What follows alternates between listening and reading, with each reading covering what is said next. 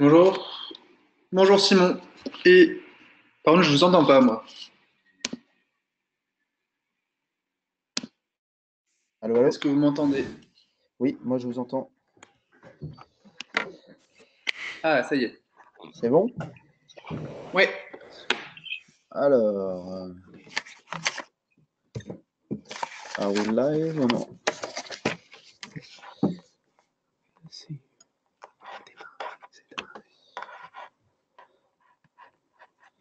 Démarrer.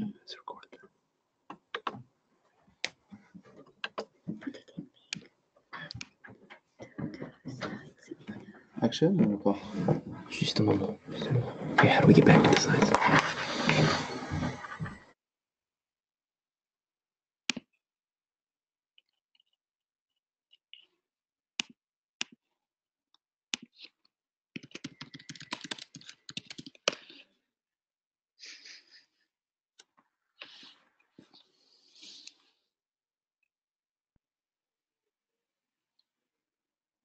Là, on t'entend plus. Non.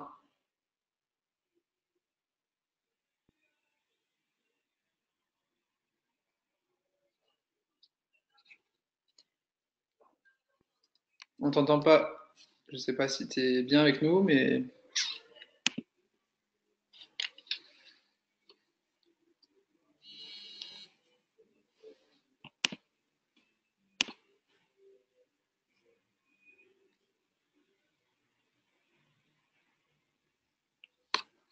Bon, vous me dites.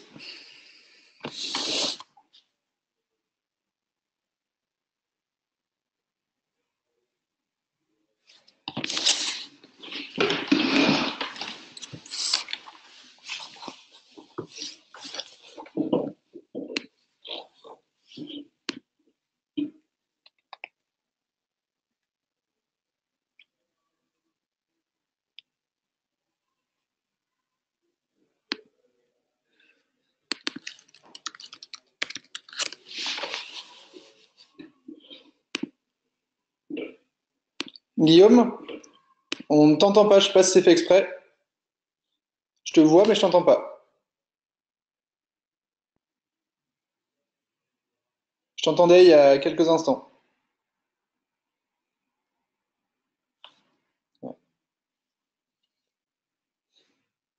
Oui.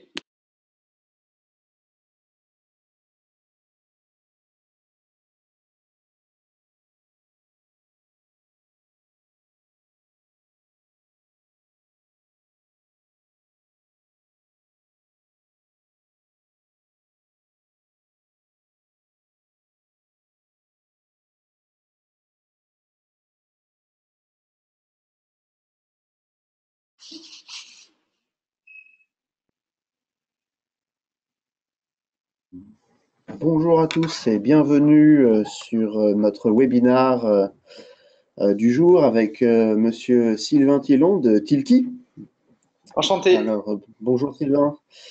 Alors, bon, j'avais quelques questions pour démarrer. Premièrement, qui es-tu et qu'est-ce que Tilki? Alors, rebonjour à tous. Sylvain, entrepreneur commercial feignant. Créé une première boîte il y a 15 ans d'accessoires de coiffure que j'ai planté au bout de 6 ans, notamment parce que j'ai mis 3 ans à aller voir ma voisine Brigitte qui tenait un salon de coiffure en face de mes bureaux et où j'ai été incapable de, de pousser sa porte et d'avoir potentiellement un nom à mes propres produits. Donc une catastrophe en commerce et évidemment bah, c'est fini au tribunal avec des dettes et des procès. Une deuxième boîte après dans le conseil en formation qui édite notamment les vidéos Dessine-moi l'écho. Et dans ce cadre-là, bah là j'ai plutôt trouvé ça cool d'aller vendre, d'aller chercher des clients. Je trouve ça super excitant de trouver un nouveau prospect, de prendre un rendez-vous avec lui. Parce que quand on l'a, c'est top. De l'écouter pendant 2 heures, exprimer ses besoins, ses problèmes, ses difficultés. Et quand en plus on a l'offre qui répond à ses besoins, franchement là je suis au top. Bon, il restait toujours une phase en fait dans la relation commerciale qui m'énervait un peu, c'est qu'à la fin de cet échange, il me dit souvent, Sylvain, envoie-moi une offre qui rappelle tout ce que tu m'as présenté là, parce que ça m'intéresse, je vais en parler avec mon associé, avec mon acheteur, avec mon collègue. et on revient vers toi très vite. Sauf que je perdais toutes données à ce moment-là et que généralement, il ne me rappelait pas. Et tant que moi, je ne le harcelais pas à l'appeler 12 fois, il ne me donnait pas de réponse. Donc j'avais plein d'offres dans le frigo où je l'appelais tous les jours et ça le saoulait et moi, ça me saoulait aussi. Du coup, c'est à ce moment-là que j'ai créé Tilki, qui est un tracker de documents invisible et légal qui me permet de savoir comment mon prospect regarde mes docs, quelle page il regarde, est-ce qu'il regarde que mon prix ou est-ce qu'il regarde toute ma proposition, est-ce qu'il le transfère bien aux collègues comme il me l'avait annoncé en rendez-vous. Et donc on a démarré comme ça. Tilki, c'était à la base un outil de tracking des documents commerciaux. Aujourd'hui, c'est un logiciel de tracking de tous les documents stratégiques, qu'ils soient commerciaux, marketing, que ce soit de la facture. Enfin, on peut traquer à peu près ce qu'on veut avec plein de cas d'usage différents. Voilà un peu qui nous sommes.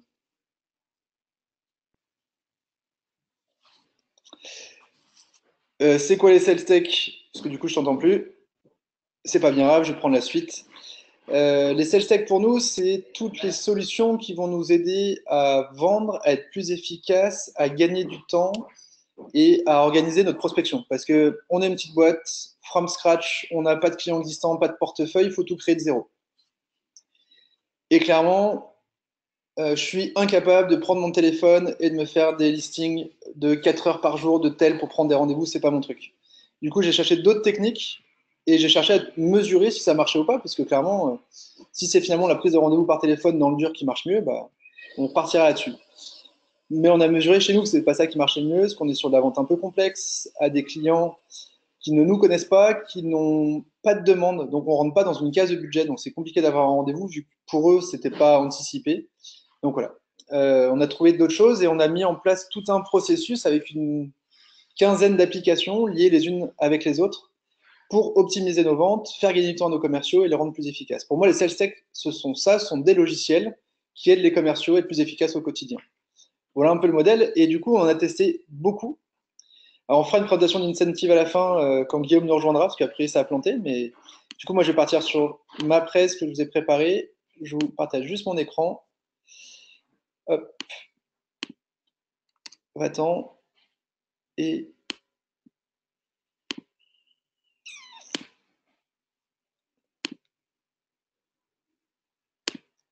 normalement, vous devriez voir mon écran. Vous pouvez commenter, poser des questions dans le chatter qui est en bas à droite normalement du GoToWebinar qui s'est ouvert sur votre ordi. Donc n'hésitez pas s'il y a des questions, comme ça j'essaierai d'y répondre au fur et à mesure.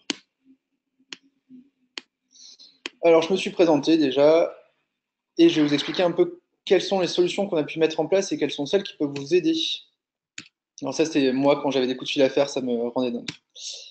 Première chose, je vous ai dit, on part de zéro, on n'a pas de clients existants, il faut qu'on crée nos propres fichiers de prospection et donc soit qu'on génère du lead, soit qu'on sache qu'on trouve des cibles à aller chercher. Au quotidien, nous utilisons Corporama, qui est un annuaire géant où vous allez pouvoir cibler par secteur, par région, par taille en nombre de salariés, par taille en termes de chiffre d'affaires, par type d'activité, enfin, par activité sur Twitter presque, par nombre d'appels d'offres qui ont été publiés. Et nous, par exemple, on va très bien travailler dans le monde de la banque assurance. Je vais vous montrer à quoi ça ressemble, Corporama.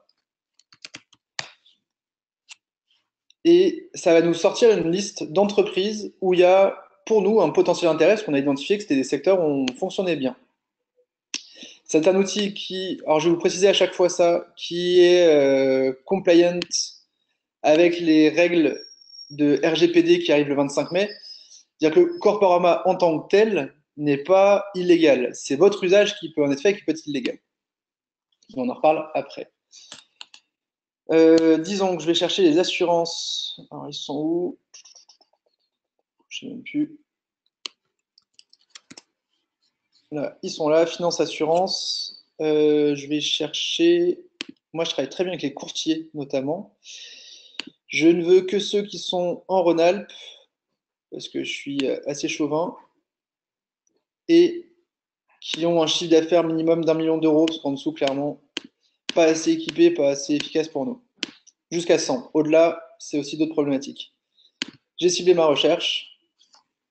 Je vais chercher, et ça va indiquer le nombre d'entreprises. Donc, il y a 190 sociétés en Auvergne-Rhône-Alpes qui sont agents ou courtiers en assurance, qui font plus d'1 million d'euros de chiffre d'affaires. Notamment Altis, que je connais bien. UAF Life Patrimoine, je ne les connais pas du tout. Alors, qu'est-ce qu'ils font, eux? Donc, je vous montre un peu comment ça marche et à quoi ça ressemble, hein. Donc, ça me donne l'adresse, ça me donne leur chiffre d'affaires, 29 millions d'euros de chiffre. Ils sont 82, top. C'est-à-dire qu'ils ont des équipes commerciales. Ils commencent à se structurer un peu. J'ai déjà les numéros des standards potentiellement, mais c'est pas par là que je vais passer. C'est une boîte qui va bien. Bon, la plupart des assurances, ça va plutôt bien.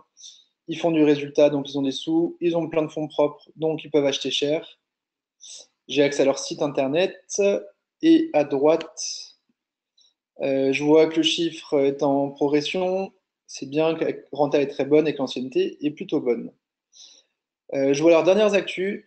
Ça peut me permettre de trouver une intro parfois pour des mails si je vois quelque chose d'intéressant là-dessus. Mais là, dans ces messages-là, je vois pas grand-chose que je peux utiliser.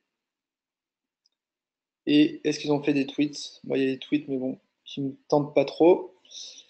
Ok, on a identifié cette société qui peut nous correspondre. Derrière moi, ce qui va m'intéresser dans cette boîte-là, c'est les commerciaux, directeurs marketing. Et je peux les chercher directement depuis Corporama. Ça va m'indiquer tous les gens sur les réseaux sociaux qui sont dans ces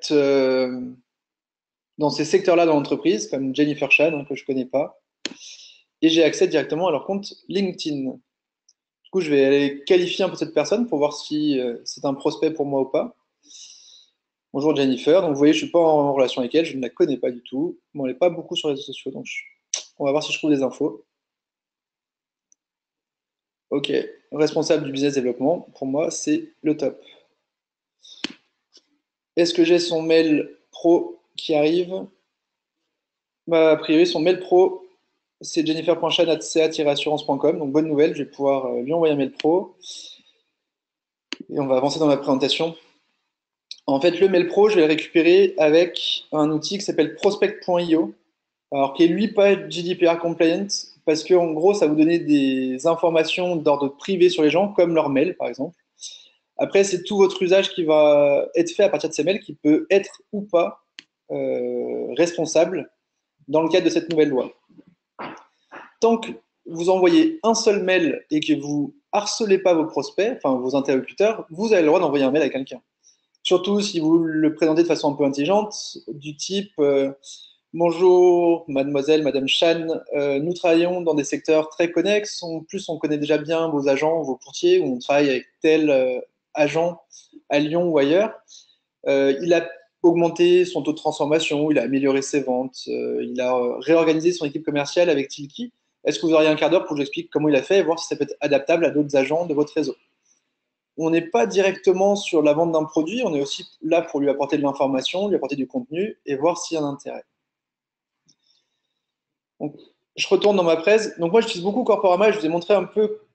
Alors, je n'ai pas montré jusqu'où on peut aller, parce que sur cette fiche-là, à droite, vous avez vu que j'ai un autre logiciel qui s'ouvre, qui s'appelle Lusha, Lusha.co, qui est redoutable et qui surtout va me permettre de trouver les téléphones directs et les téléphones portables de la plupart des interlocuteurs sur LinkedIn, même quand ils ne sont pas beaucoup sur LinkedIn, parce que vous voyez que Jennifer a que 427 contacts et que sa fiche n'est pas tant remplie que ça.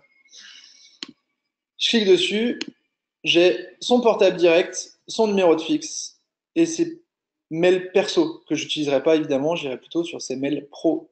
Je vous rappelle que je ne suis pas en contact avec Jennifer, je suis de niveau 2, donc je ne peux pas normalement lui parler par LinkedIn. Sans être moi-même en premium ou quoi que ce soit, j'ai toutes ces infos. Lusha est évidemment RGPD pas compliant du tout. C'est un logiciel israélien complètement illégal qui a acheté des bases de données volées ou tombées du camion ces dernières années de Facebook et de LinkedIn, parce qu'à l'époque, ce n'était pas très sécurisé. Et ils ont réussi à récupérer toutes ces données. Après, il y a plein d'autres techniques d'acquisition de ces données. Mais en gros, ils voulaient revendre. Et du coup, moi, je n'ai pas de compte professionnel sur Lusha. Lusha, c'est gratuit jusqu'à 5 recherches par mois et ça me suffit largement pour l'instant pour, euh, pour contacter des gens. J'utilise très peu les portables. Mon directeur commercial l'utilise un peu plus pour contacter des directeurs commerciaux qui n'arrivent pas à joindre par mail ou par LinkedIn. Il leur envoie généralement un texto après 18h30 en disant bah, j'arrive pas à vous joindre, est-ce que vous avez 5 minutes à m'accorder? Et généralement, ce texto a un taux de transfo qui est très très bon parce qu'il leur parle de façon assez directe. Ils sont assez surpris qu'on arrive à trouver leur portable et il n'y a pas de d'où vous venez, vous me faites chier. C'est plutôt le contraire, c'est ok mec, t'as été plutôt bon, je veux bien qu'on discute.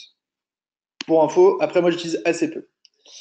Il y a d'autres outils, alors pas directement concurrents à Corporama, ou encore que, qui sont pas mal aussi, qu'on n'utilise pas nous au quotidien, notamment Cradar, qui est aussi français, qui va être meilleur que Corporama sur l'analyse sémantique dans les sites web. Donc imaginons que vous vendez du fil pour imprimante 3D, enfin du consommable imprimante 3D. C'est compliqué parce que ça ne correspond pas à un secteur d'activité. Il y a plein de secteurs qui peuvent utiliser des imprimantes 3D. Cradar va chercher dans tous les sites web, toutes les boîtes qui parlent d'imprimante 3D. Vous allez dire que je veux au moins 5 occurrences sur le site web où l'entreprise parle d'imprimante 3D.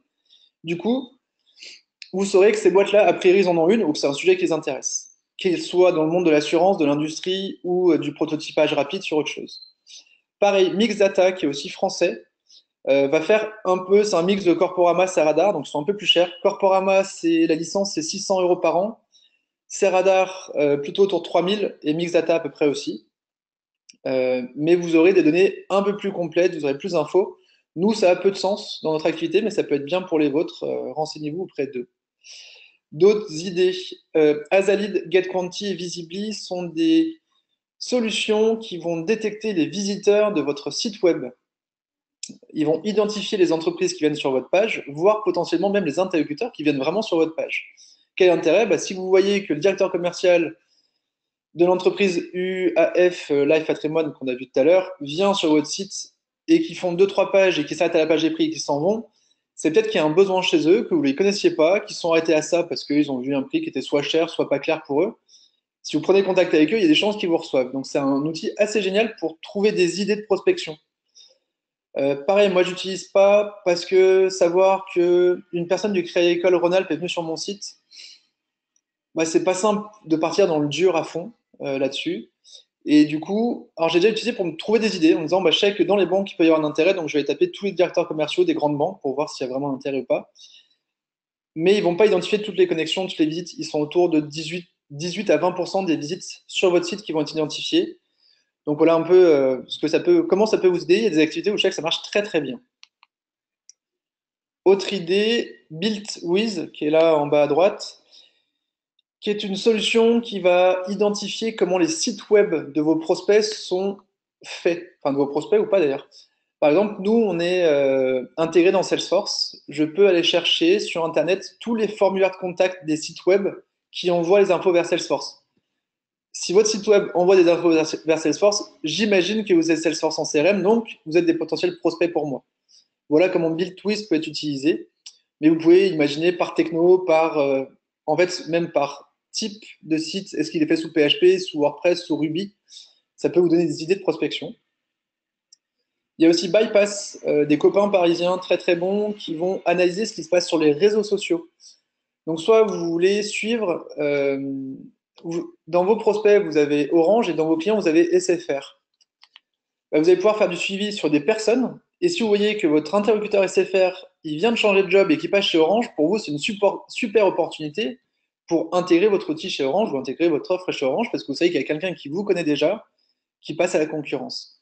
Inversement, si cet interlocuteur, vous vous rendez compte qu'il rentre en relation avec votre concurrent direct, vous serez aussi alerté.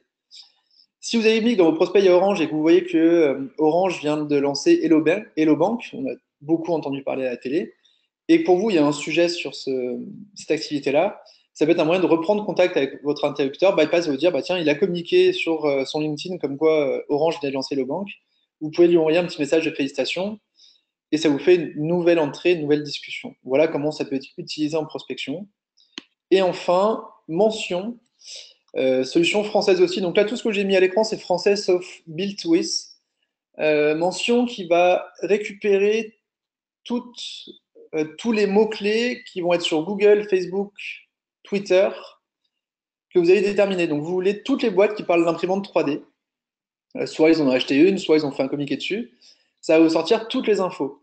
Et il y a un algorithme un peu intelligent qui va vous sortir les blogs, qui va vous sortir les magazines qui vont parler de ce sujet, ce que vous en fichez, et qui va vous mettre que les informations d'entreprises qui sont pour vous des moyens de prospecter. Mention est un super outil si on sait l'utiliser et si on est capable de traiter beaucoup d'infos, parce que très vite, vous aurez beaucoup d'infos, il faut savoir les bosser. Donc voilà quelques idées d'outils pour générer vos listes de prospection. Je repars dans ma presse. Si vous avez des questions, toujours n'hésitez pas dans le chatter si je vais trop vite. Et évidemment, je vous envoie ma présentation à la fin, donc pas besoin de prendre des notes comme des dingues.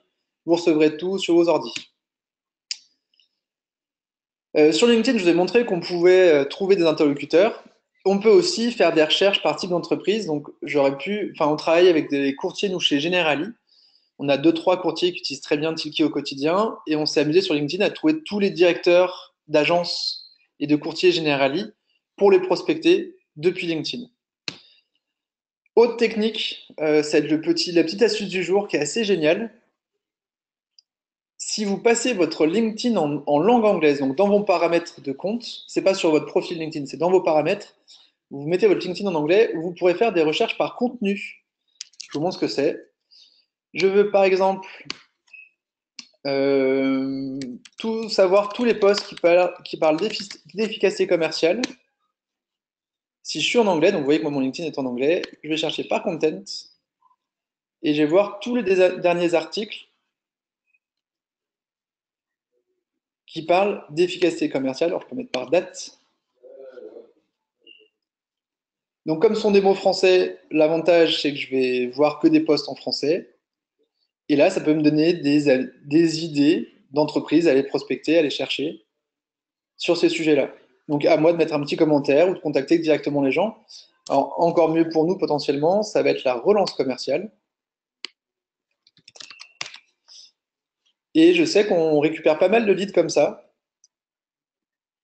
Donc voilà, par exemple, le groupe Edifia a un centre d'appel pour la relation client. Et il dit que ça vous permet de faire vos relances plus efficacement. Bah moi, pour 100 devis relancés, je peux vous faire beaucoup moins cher que ça. Donc, à moi de soit lui peut devenir distributeur Tilki, soit je peux essayer de choper les gens qui ont liké. Donc, par exemple, je vois les deux qui ont liké. Brigitte et Soueli. Alors, peut-être que bon, Soueli, c'est de la boîte. Et DCF Quimper. Bon. Là, il n'y a pas grand-chose à récupérer. Mais par contre, moi, ça peut être un intérêt que je contacte Edifia pour qu'il soit distributeur de ma solution. Euh, voilà, par exemple, il y a des jobs où on dit qu'il y a la relance commerciale à faire. Et tout ça, pour moi, sont des prospects potentiels. Ça, c'est l'astuce du jour. L'autre astuce, c'est inscrivez-vous dans des groupes LinkedIn sur justement les DCF, dans mon cas à moi, hein, sur Salesforce. Tous les utilisateurs de Salesforce France vont être dans des groupes sur LinkedIn. Et pour moi, ce sont tous des prospects potentiels que je peux aller travailler derrière intelligemment, pas en mode bourrin, pas en mode robot. Je vais faire des mails assez personnalisés, assez courts, avec pas mal d'humour dedans pour essayer de générer cette relation et de créer cette connexion.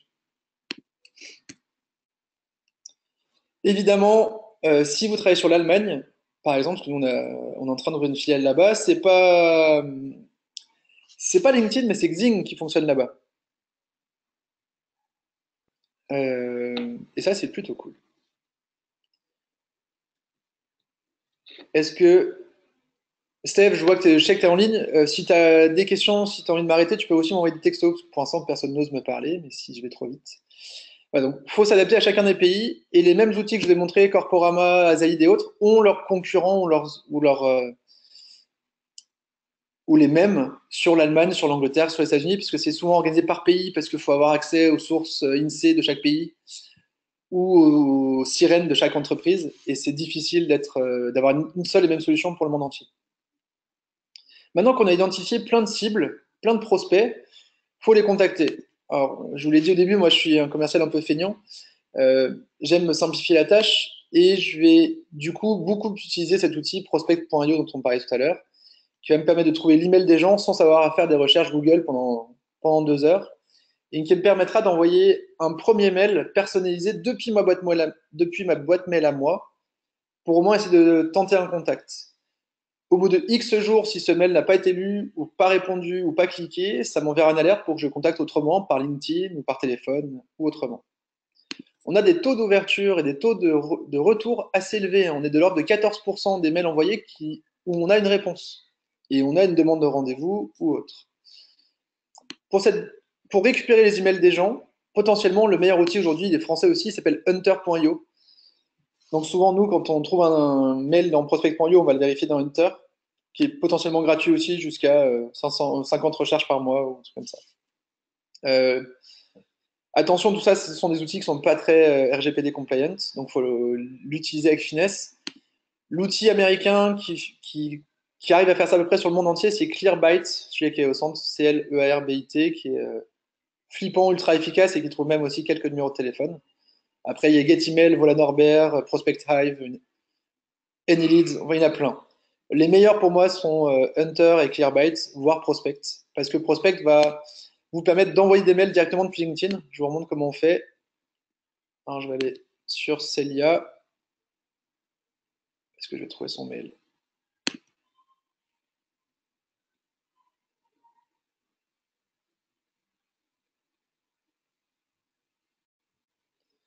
Il me cherche son mail. Et s'il me le trouve, derrière, je pourrais directement, depuis sa fiche LinkedIn, lui envoyer un mail que j'ai pré-préparé. Bon, là, il rame. C'est pas grave. Ah, bah, il arrive. Donc, j'ai son mail. A priori, c'est ça. Je vais le sauvegarder et derrière, ça va me proposer d'envoyer une campagne. C'est aussi simple que ça, donc c'est pour ça que j'ai utilisé cet outil-là. En France, vous avez aussi Datananas qui fait ça. Vous avez aussi Enelids, Mixmax, alors qui n'est pas français, Mailchimp, ou Lemlist, qui est le nouveau qui arrive, qui n'est pas très cher et qui est français aussi, qui a l'air pas mal, donc ça vaut le coup de tester du Lemlist, même s'ils sont un peu moins efficaces que les autres, ils sont beaucoup moins chers pour l'instant. Prospect.io, nous sommes sur un abonnement autour de 59 € par mois pour 1000 contacts. Et franchement, avec 1000 contacts, ça nourrit largement 5-6 commerciaux par mois, parce que sur les 1000 contacts, on va avoir que 50 ou 100 réponses avec des propositions de rendez-vous. Mais 100 rendez-vous à traiter dans le mois, c'est déjà un sacré boulot pour nous. Je vous l'ai dit, si on n'arrive pas à contacter par mail, on utilise Lusha. Donc, est-ce que j'ai des choses sur Celia? Bah, voilà, je ne connaissais pas ces gens, j'ai pas préparé le truc. Je suis niveau 3 avec elle, je la connais absolument pas, mais j'ai son numéro de portable qui apparaît. Bon, comme j'ai que 5 numéros gratuits, que j'en ai déjà consommé un pour vous tout à l'heure, je ne vais pas prendre celui-là. Mais potentiellement, si j'ai besoin de contacter Celia, je peux trouver son portable du coup sur Lusha. Il est ici. Pareil, pas de GDPR compliance, donc à utiliser avec parcimonie et faire très attention. Autre outil que je trouve très cool, plutôt que d'envoyer des mails avec des propositions de créneaux, vous envoyez 3 créneaux, aucun ne convient à votre interlocuteur, donc il vous répond avec 3 créneaux qui vous conviennent pas toujours, et ça reporte et ça fait des chaînes de mails ultra chiantes. Voire un jour, votre prospect vous répondra même plus parce que ça le saoule de vous proposer des créneaux qui vous vont pas. J'utilise Calendly qui se connecte à votre Google Calendar ou votre Office 365 Calendar. Et en gros, vous allez pouvoir dire, moi, je veux bien des rendez-vous tels que le mardi matin, jeudi matin. Parce que le reste de la semaine, je vais être en déplacement, je vais vraiment faire d'autres choses. Et du coup, votre interlocuteur ne verra que les créneaux dispo entre 9h et 12h le vendredi matin, le jeudi matin et le mardi matin sur les 4 prochaines semaines. Et c'est lui qui choisira le créneau qui l'arrange, sachant que si un autre prend un créneau, bah, ça disparaît des créneaux disponibles. Il ne sait pas ce que vous avez entre 10h et 11h mardi prochain. Il a juste le créneau 9h-10h ou 11h midi et pas le créneau 10h-11h. Franchement, un outil qui est assez simple, qui est magique, qui est même gratuit si on laisse la marque Calendly. Si vous voulez un truc complètement personnalisé, c'est payant de l'ordre de 10 € par mois, donc ça va, c'est pas trop cher. En produits français, vous avez ByteIn et MyGladys, qui est aussi super efficace, qui est top MyGladys aussi si vous devez prendre des rendez-vous avec plusieurs personnes, où en gros, vous allez dire, je veux un rendez-vous entre 12h et 14h sur les 4 prochaines semaines. Ça récupère toutes les plages dispo dans votre agenda entre 12h et 14h et dans celle de vos interlocuteurs. Du coup, ça vous proposera à la fin en disant, bah, on a vu que chez vous trois, c'est jeudi 14 février où potentiellement vous êtes tous dispo. Du coup, est-ce que ça vous va bien? Mais c'est MyGladys qui va faire la recherche, vous n'aurez même pas à inscrire quoi que ce soit dedans. Il n'y a que celui qui a préparé le rendez-vous qui aura mis les plages où il voulait un rendez-vous. Il y a aussi Doodle hein, à l'ancienne ou You Can Book Me qui est américain, qui est très bien. Moi, j'utilise Calendly comme je vous l'ai dit.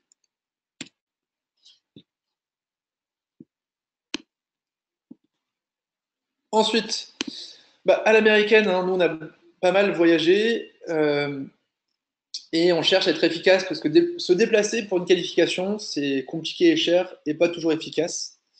Du coup, on fait souvent le premier échange à distance avec, bah, on utilise l'outil sur lequel vous êtes en ce moment, GoToMeeting, qui coûte 39 € par mois. Alors, on a un compte pour toute la société, on se bat un peu en ce moment, mais il y a plein de concurrents qui existent. L'avantage de GoToMeeting, c'est comme vous le voyez, on peut faire du partage écran, vous m'entendez, il n'y a pas de bug technique, et surtout, vous êtes certain que vos clients grands comptes pourront l'utiliser. Parce qu'il y a plein de concurrents très cool, gratuits, genre Uber Conférence, Zoom.us, Appirin, ou encore Join Me. Mais parfois, ces logiciels sont bloqués par vos interlocuteurs parce que un peu légers en termes de sécurité, parce qu'ils prennent la main sur leur ordi de façon un peu trop poussée. Et donc, du coup, ça a été bloqué par la DSI. Donc, l'avantage de GoToMeeting, c'est que pour l'instant, nous n'a jamais été bloqué par qui que ce soit. Et du coup, c'est très, très cool. Ultra simple. Et en une demi-heure, on sait déjà s'il y a un truc à faire avec le prospect. On sait s'il faut aller plus loin. On sait s'il faut aller le rencontrer, lui envoyer une offre. Ou si au final, c'est pas pour tout de suite et on le laisse dans notre CRM pour qu'il soit relancé dans plusieurs semaines. Donc voilà quelques outils. Franchement, les clients, ils adorent en fait. Hein. De façon assez surprenante, oui, c'est top de rencontrer la personne, mais clairement, évitez de lui faire perdre 1 heure et demie avec un rendez-vous qui finalement est assez inefficace parce que c'est pas au bon moment pour lui, parce qu'il n'est pas encore prêt à acheter votre offre. Euh, Tout le monde est content à la fin et ça laisse un bon contact. Ça n'empêche qu'on rencontre tous nos clients au moins une fois. Mais généralement, c'est une fois. Sur les 3 contacts qu'on fait, il n'y a qu'une fois on est en physique. Et les 2 autres fois, on est à distance. Et à distance, hein, on peut signer des contrats à 20 000 euros. Ça le fait très bien. Ça nous arrive encore cette semaine. Ça pose problème à personne. Je les avais rencontrés une première fois. Et maintenant, on gère tout à distance. Et évidemment, je vous ai un peu raconté Tilki au tout début. On utilise, nous, notre logiciel au quotidien. Donc, je ne vais pas vous faire toute la presse. Qui est GDPR Compliant. C'est la seule solution de tracking de documents invisibles et légale en Europe. Où l'idée, c'est du coup de ne plus être trop dans le flou, d'envoyer une plaquette, savoir si elle est lue ou pas, d'envoyer son devis, savoir par qui et comment il est lu. Voire, nous, on fait aussi l'acquisition sur les réseaux sociaux. Euh, ou quand on va faire un post LinkedIn pour présenter une nouvelle offre, on va toujours mettre une présentation traquée de cette offre pour aller un peu plus loin et voir qui s'y intéresse. On a signé Bouygues Télécom cette semaine comme ça, alors qu'il y a déjà un de nos clients, mais on a lancé une nouvelle offre. On ne les a pas contactés en direct. On a fait un post sur LinkedIn pour dire. Alors, je vais vous expliquer d'ailleurs, l'offre, c'est Tilki for Events. Rappel, on est très feignant et un truc qu'on n'aime pas, c'est sur les salons, c'est l'enfer parce qu'il y a plein de cartes de visite qu'on récupère toute la journée et il faut les traiter et c'est compliqué. Euh, on prend en photo la carte de visite de l'interlocuteur. On a préparé des mails de prospection avec des offres qu'on peut lui envoyer. On choisit l'offre qu'on lui envoie, on est en train de discuter avec lui et dans les 2 minutes, on vous garantit qu'un mail est envoyé sur sa boîte mail avec votre présentation traquée. C'est-à-dire que votre prospect part de votre stand, il a déjà les informations demandées. Vous, le soir à 18h, vous pouvez aller boire des coups. Et vous êtes sûr que s'il s'y intéresse, bah, vous serez alerté parce qu'il est traqué évidemment. Et qu'en plus, vous pouvez tout envoyer dans votre CRM. Donc vous ne perdrez aucun prospect, tout sera traité dans la journée, gain de temps, facilité, tout ça. Donc on raconte ça sur LinkedIn et on met évidemment un lien vers la présentation traquée avec le prix. Et on a eu Bouygues qui est venu regarder et on les a signés pour la semaine prochaine. Ils font un salon, ils veulent tester. Donc voilà comment on utilise aussi Tilki pour l'acquisition sur les réseaux sociaux ou en lead generation sur notre site web. Si vous allez sur notre site pour voir un de nos business cases dans l'assurance ou dans les télécoms, évidemment, c'est traqué aussi.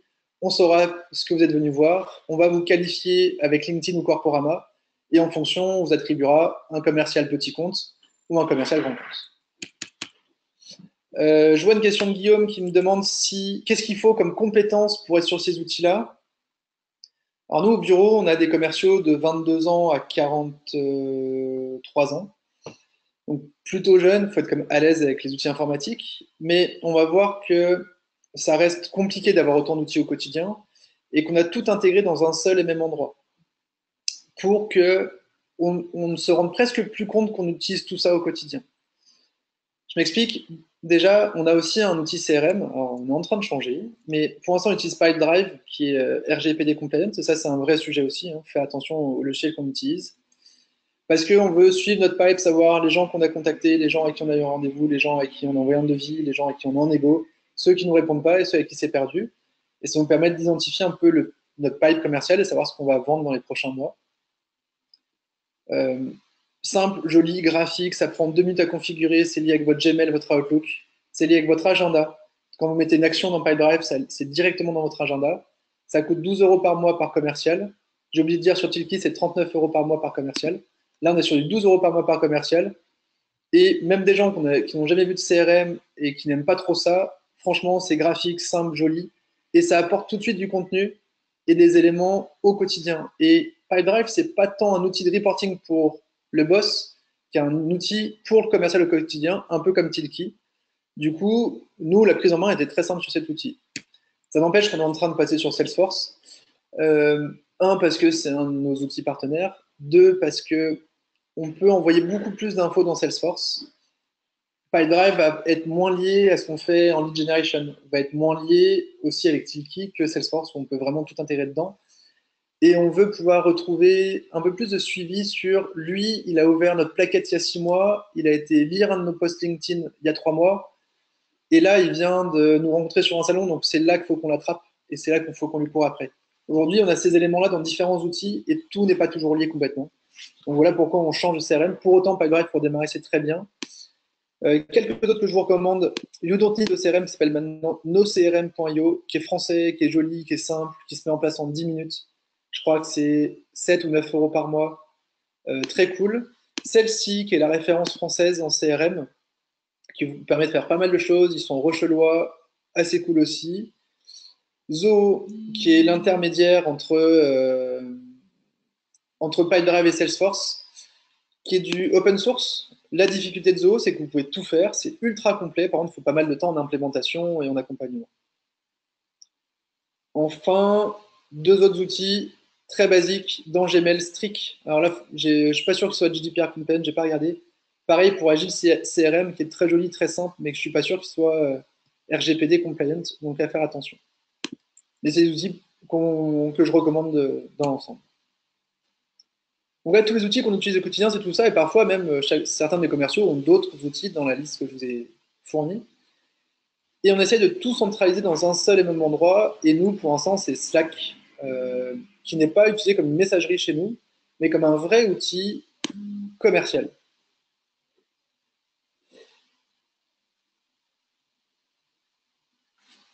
Je vous montre, j'ouvre mon Slack s'il arrive. Dedans, on a dès quelqu'un lit une de nos propositions commerciales, dès quelqu'un lit un de nos devis, une de nos plaquettes, dès quelqu'un télécharge un de nos livres blancs, dès que quelqu'un parle de nous sur Twitter, dès qu'il y a quelqu'un qui utilise Tilki pour la première fois, parce qu'on va le remercier et le féliciter, dès qu'il y a quelqu'un qui paye, parce que pareil, on va le remercier et le féliciter, dès que quelqu'un se désabonne, pour pouvoir l'appeler et savoir ce qui se passe et pourquoi il se désabonne. Voilà, on va essayer de traquer tout ce qui se passe autour de Tilki pour que tout le monde puisse prendre aussi. Par exemple, moi j'ai fait ce matin une autre conférence et il y a déjà des gens qui sont en train de regarder la présentation que je leur ai envoyée. Et du coup, mes collègues ont accès à ces éléments dans Slack sans avoir accès à mon compte Tilki et peuvent contacter directement ces gens-là pour savoir s'ils veulent une démo, s'ils veulent plus d'infos. Bon, mon Slack c'est en train de s'ouvrir, je vais vous montrer. Ah, il arrive. Hop, allez. Vous voyez bien mon écran.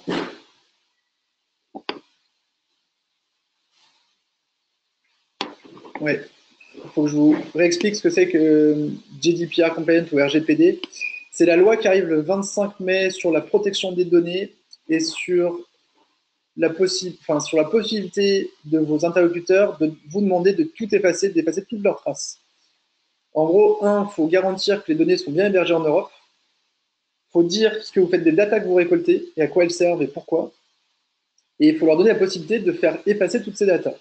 Donc, c'est en gros, si un de vos prospects vous dit « je veux que vous supprimiez toute info sur moi dans le CRM », vous devez pouvoir lui garantir ça. Je vous montre mon Slack. Et du coup, il faut faire attention aux outils américains qui ne sont pas toujours hébergés en Europe, qui ne vous proposent pas de supprimer des prospects facilement dedans ou des données facilement dedans. Et nous, sur Tilki, sur notre site web, vous avez accès à tout ce qu'on fait des datas, potentiellement à qui on les donne, comment on utilise, quels sont les logiciels par lesquels elles transitent. Et vous pouvez nous demander de supprimer toutes les informations qu'on a sur vous potentiellement. Ça se fait du coup chez nous en un clic. Et c'est ça normalement que la loi exige demain, sachant que, en gros, la loi n'a pas tant changé sur ces sujets-là, parce que c'était déjà un peu ça qui était écrit, sauf que demain, l'entreprise qui ne peut pas faire ça, elle risque une amende de 4% de son chiffre d'affaires. Donc là, il y aura des grosses sanctions qui vont arriver à partir de fin mai. Alors, en tant que petite boîte, on est peu impacté. Pour les entreprises PME, TI ou startups qui ont levé beaucoup de fonds ou grands groupes, clairement, il y a un vrai sujet, il faudra faire très attention à ça. Du coup, là, je vous montre dans mon Slack. Donc là, c'est Intercom, c'est notre outil, on communique avec les clients. Et dès qu'un client nous parle sur le site web ou dans l'application Tilki, ça arrive là, donc on sait qu'il faut leur répondre. Il faut répondre directement depuis Slack. Là, c'est dès que quelqu'un lit une de nos offres commerciales. Donc, je vois par exemple que Wavestone, à qui j'ai envoyé une offre revenue tout à l'heure, donc il faut que je l'appelle. Euh, Là, c'est toutes les discussions entre devs et quand ils font des tests sur leur code. Donc, vous voyez qu'il y a des infos sur ce qui se passe dans l'application. Là, c'est dès qu'on a un nouvel inscrit sur notre offre Tilki for Jobs qui permet de traquer ces CV lettres de motive. Là, l'idée pour nous, c'est de voir s'il n'y a pas une entreprise qui vient ici, parce qu'on va la mettre sur l'offre payante et pas sur l'offre gratuite. On a ici tous les gens qui téléchargent livre blanc, plaquettes ou autre, et du coup, c'est qualifié. Vous voyez qu'il y a une petite enveloppe, donc ça a été traité par quelqu'un. Là, tous les gens qui parlent de nous sur Twitter. Donc, si vous voulez tester, alors, si quelqu'un veut parler de Tilki App sur Twitter, bah, ça arrivera ici. Comme ça, tout le monde le verra en interne. Toutes nos interactions avec Salesforce, c'est ici. Tilki for Market, on a aussi ce que les gens font dans notre application. Là, c'est tous les gens qui utilisent Tilki pour la première fois. Ça arrive là et on a du coup des welcome calls, enfin des appels pour féliciter les nouveaux utilisateurs. Donc voilà comment on utilise Slack, nous, pour que tout soit dedans et qu'on garde toutes les infos. Et là, on est en payant. Et Slack, si je ne dis pas d'énormité, on doit être à 7 euros par mois par utilisateur. Il paraît que sur les grosses orgas, Workplace est assez efficace parce que permet de traiter l'asynchrone, c'est-à-dire que vous pouvez envoyer un message à quelqu'un, il ne le verra que le soir ou il aura une alerte que le soir, alors que Slack, c'est vraiment sur l'instantané. Mais moi, je préfère l'instantané parce qu'on vend cette capacité à nos clients d'être ultra réactifs et d'être.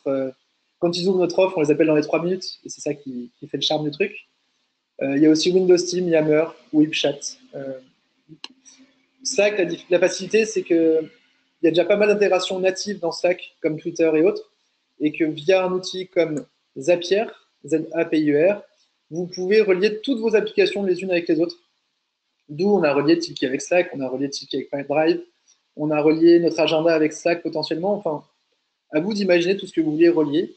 Et c'est un modèle de if this then that. Donc, en gros, si quelqu'un ouvre une plaquette dans Tilki, je veux que s'envoie une notification dans Slack dans tel channel.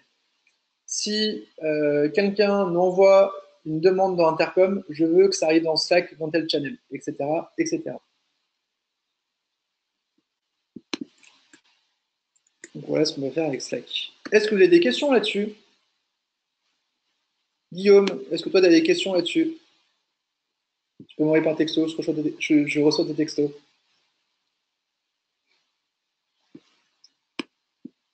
Pas trop pour l'instant. N'hésitez pas à m'envoyer un message si besoin.